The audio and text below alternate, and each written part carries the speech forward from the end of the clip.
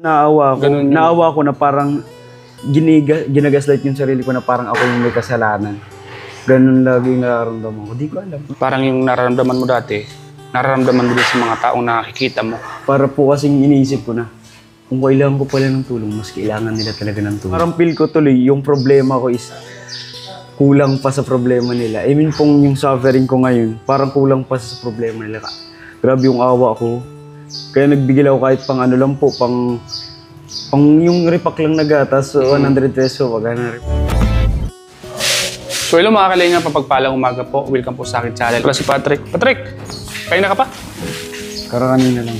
Karte mo lang? Mainit. Saan galing? Sa ano po ba? Ano lang ang tulog ko, 4 hours. Bakit? Bakit? Kasi nagana po ba ganong Kayla Grace. Ay, yung birthday? Tapos, pagka umaga nun, naghanap ako ng may scout. Nakahanap ako 2. Pero yung isa, blinag ko. Kasi naghihingi talaga siya ng tulong. Pero wala mo na naibigay. Ano lang, 100 po yung dala kong pera eh. At least, di ba? Kasi bala ko lang talaga mag-scout lang, magtingin-tingin. Tapos, naawa po talaga ako kasi kailangan niya talaga ng tulong. Kaya siya din na nagpilit na kung pwede lang daw i-vlog para lang daw sa anak. Tapos nakita ko din talaga yung bahay. Grabe yung... Saan ka nag-scout? Parang anuan lang. Parang ano lang bagay, yung kulungan lang. Parang manukan lang. Saan? I-repair ko nga siya. I-repair ko nga. Saan mo siya na-scout? Sa ano po yun, sa Masarong Sali. Ah, doon lang din. Nagpunta din po ako doon. Yahin, lahi. Masalong-salong. Ano, PWD siya, tapos PWD yung anak niya. Basta po, yung anak niya, yung asawa niya pa stroke. Basta, nawala ako, naluluwa ako habang i-interview ko siya. Nasa vlog mo? Opo, i-upload ko na lang siya mamaya. Bala ko sana i-upload na kasi parang matulungan kung may sabi ko nga, kung may magtutulong, kahit ipadala sa mga kalingap sa inyo, ipadala sa inyo. Direct mo na kay Kalingap Rab. Kaya nga po. Ipakita mo yung video muna kay Kalingap Rab. Para mas talaga matulungan siya. Tayo kasi, makakatulong naman tayo, kaso lang. Kasi naman, di ba, mas maganda ko kay Kalingap Rab. Yung matutulungan siya ng mas maigi. Ang ginawa ko man nga po, pinaliwanagan ko siya, pinaliwanag ko sa kanya na itong pong pagbablog natin is wala po tong assurance na matutulungan ka po. Tapos ito, gagawin ko lang po kasi po naawa pa ako sa situation niyo. Ganun yung sabi ko po. And sabi ko din, wala din pa akong may bibigay, kundi ito lang pong effort na to na makapag-take ng video para po sa kanya. 2 years old na siya, magto 2 years old na. Si Rabi kalaki-laki na. Oo. Yun, kaliit-liit, payat-payat. Malit, parang baby pa lang, parang ilang buwan pa lang siya. Mga magulang niya? Yun nga po, PWD yung magulang niya. Tapos yung papa niya, nagpapagamot kasi na stroke ata. Na-stroke. Yung ina, PWD. Yung ama, na-stroke. Kaya nakawa po ako, parang naluluwa ako, pinipigilan ko lang nga yung luwa ko.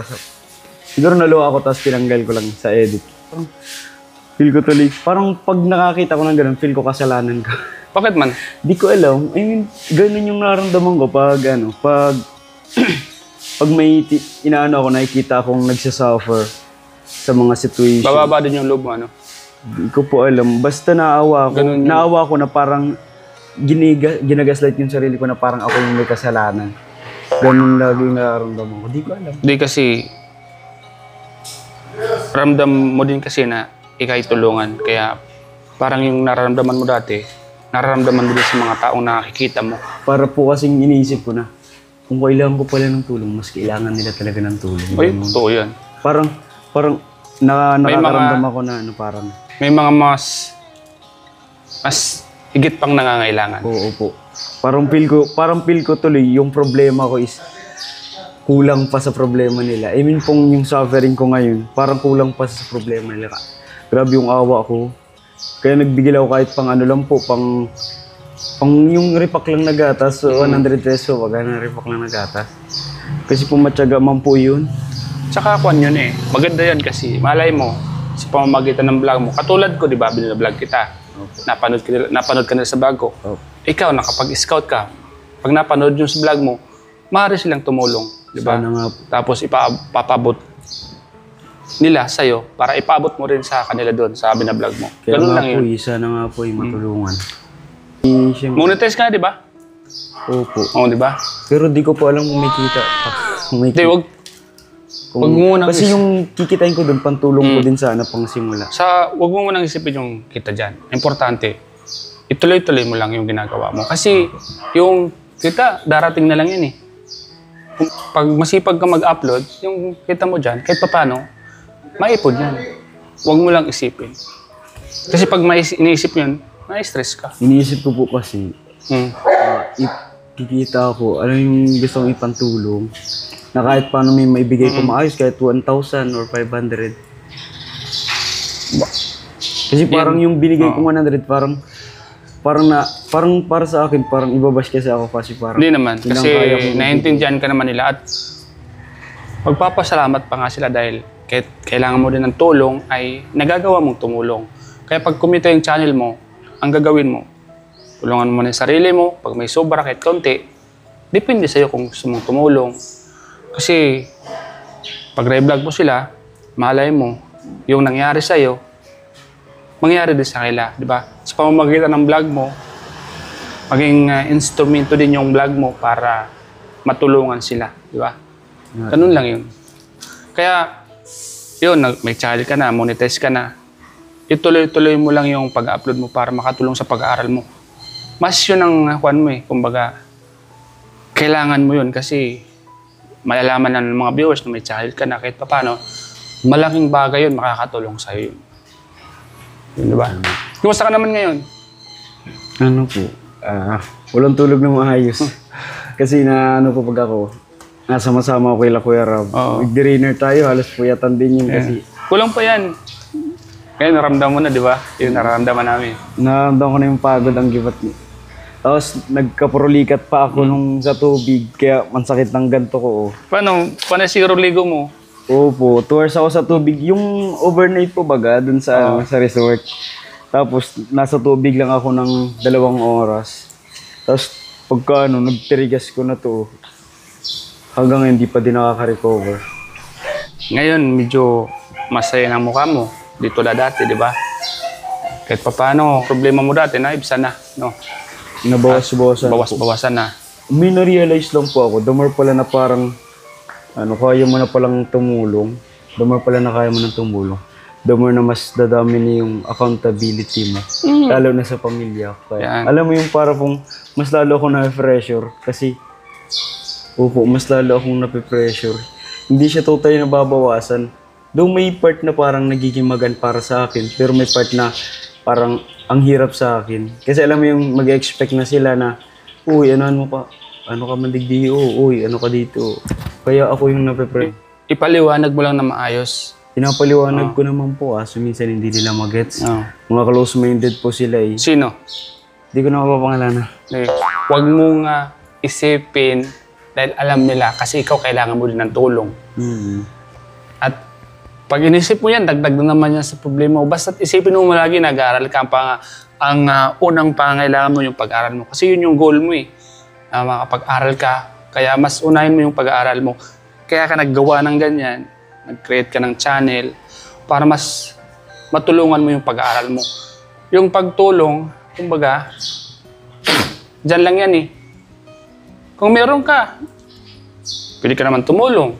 Pero mas unahin mo yung pag-aaral mo. Kasi yun ang sabi ng mga viewers na mas unahin mo yung pag-aaral mo. Kasi ito, meron ka ng channel. At least, yun, matutustusan mo na yung pag-aaral mo, di ba? Kasi yun naman yung request ng mga viewers na magkaroon ka ng channel, di ba? Ngayon, meron ka ng channel. So, panatag na yung loob ng mga viewers. Minsan, mapapagana yung pag-aaral mo. Kasi mayroon ka na kahit paano pagkukunan, di ba? Yun yung kwan ngayon, yun yung paggigihan mo masyado. Upload ka ng upload para tuloy-tuloy yung blessing sa'yo sa channel mo.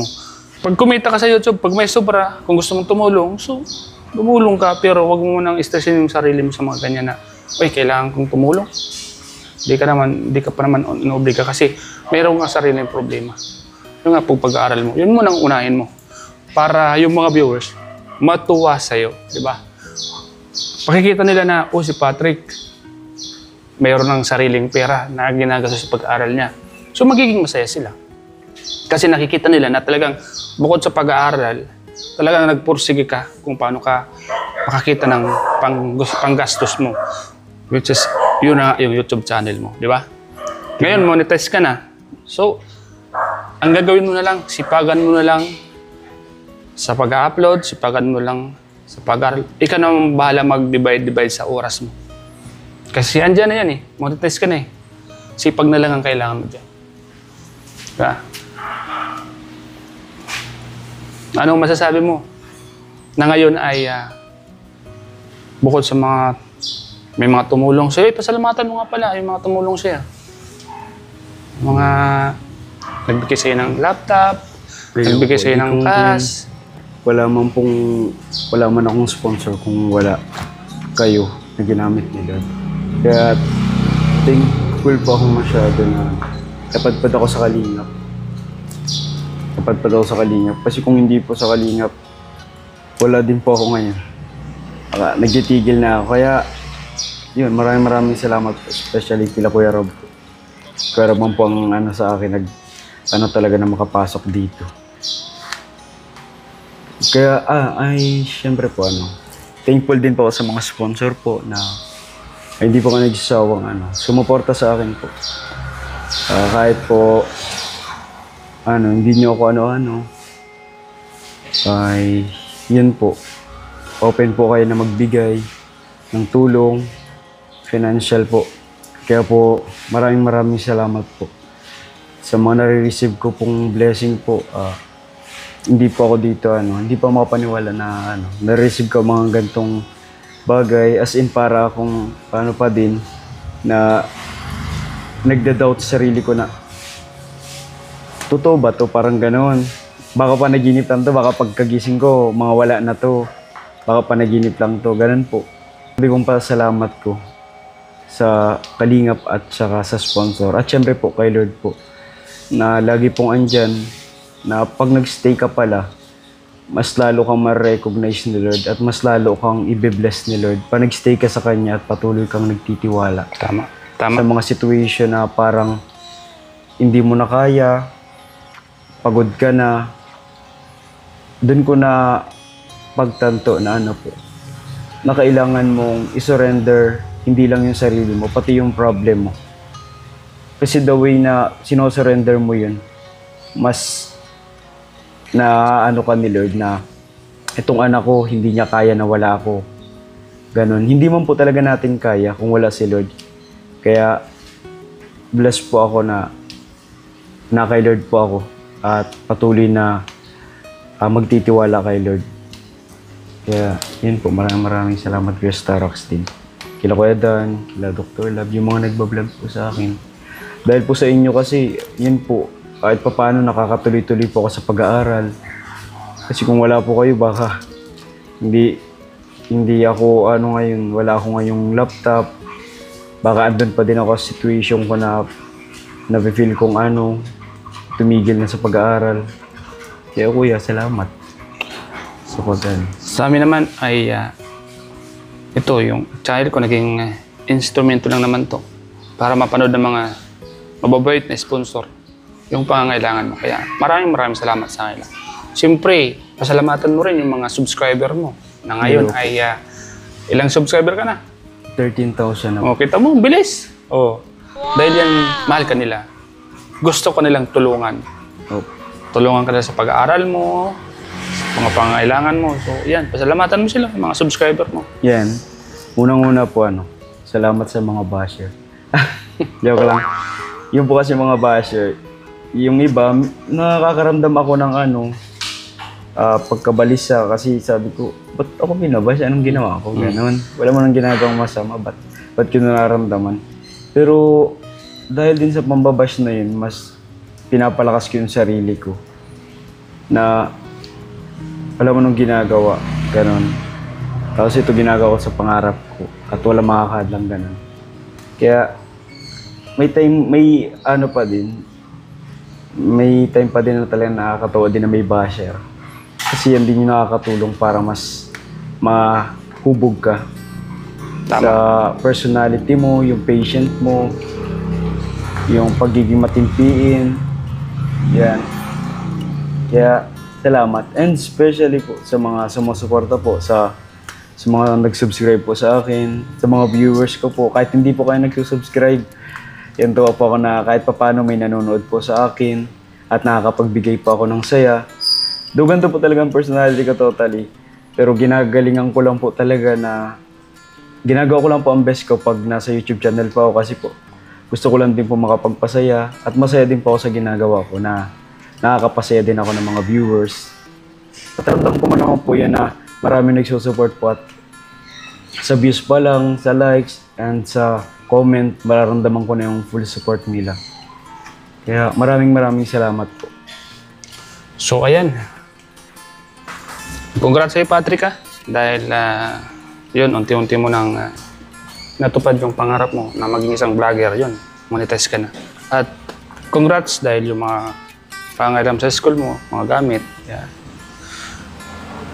Natupad mo na rin na mayroon ka na rin. Salamat sa mga sponsor. At siya nga pala may nagpapabigay ng pera sa'yo, pang allowance mo daw. 2,000. Ayan. 2,000 po. Salamat. Galing kay Ma'am Cynthia Sanggalang Mercado. Allowance mo daw yan. Salamat. Makadagdag sa pang-allowance mo. Salamat pong sobra, Ma'am Cynthia Sanggalang Mercado po. Maraming salamat po sa 2K. And malaking tulong po sa akin. Kasi kahit pa paano po nagbababa na yung tuition ko sa bago kong school. May lumipat ka na? Opo, naglipat na po ako. Ba't nga pa lumipat? Pwede bang... Yung mga issue po kasi sa school okay. na about sa department namin. Kung saan may mga hindi nabibigay yung yung kailangan namin. At yung mga binabayaran namin, hindi sila transparency na pinapaliwanag yung mga binabayaran namin.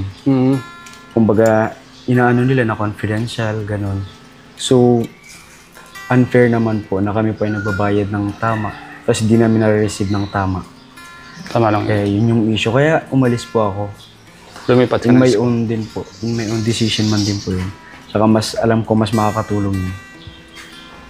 Ay, yan. Salamat po, Ma'am Cynthia po sa tulong nyo po na 2K po. Malaking bagay po to sa akin.